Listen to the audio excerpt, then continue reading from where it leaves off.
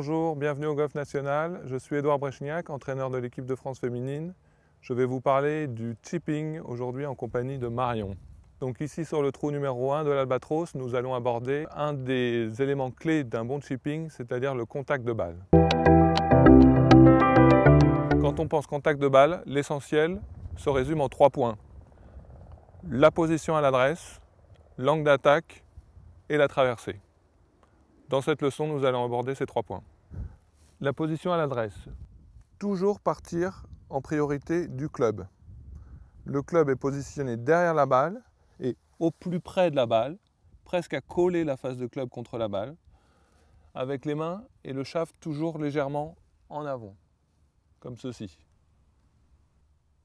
Donc, après avoir précisément positionné le club, vous devez organiser votre corps par rapport à ce club.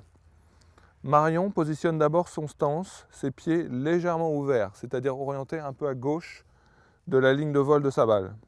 Ensuite, elle positionne précisément la balle dans le stance. Donc de manière synthétique, il y a 3 positions de balle. La position neutre qu'adopte Marion actuellement, avec la balle à peu près au milieu du stance, qui permet de faire des trajectoires standards. Une position de balle plus en arrière dans le stance, pour tous les coups plus bas ou plus roulés. Et une position plus à gauche dans le stance qui est préconisée lors des coups coupés ou des balles plus hautes.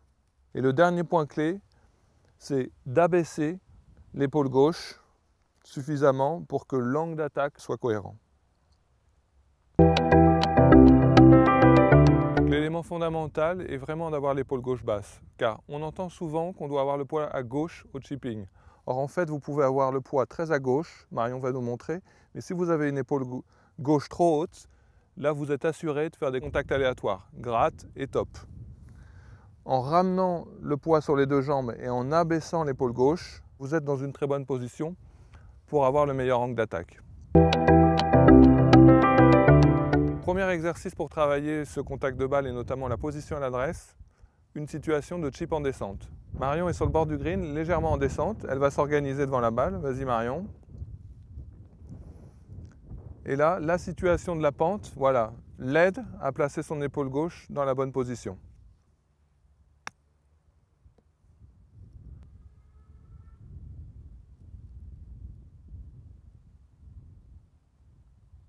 C'est un chip neutre. La balle est au milieu des pieds. Les mains sont devant la face de club à l'adresse. L'épaule gauche est basse à l'adresse et pendant le swing. Le joueur doit s'arrêter dans la traversée et vérifier cette position. La face de club basse, les mains basses et l'épaule dans le plan. Les fautes fréquentes.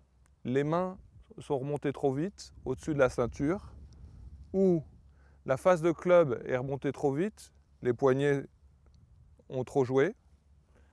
Et en dernier lieu, l'épaule, elle, remonte trop vite, ce dont on a parlé au début, cause de gratte ou top.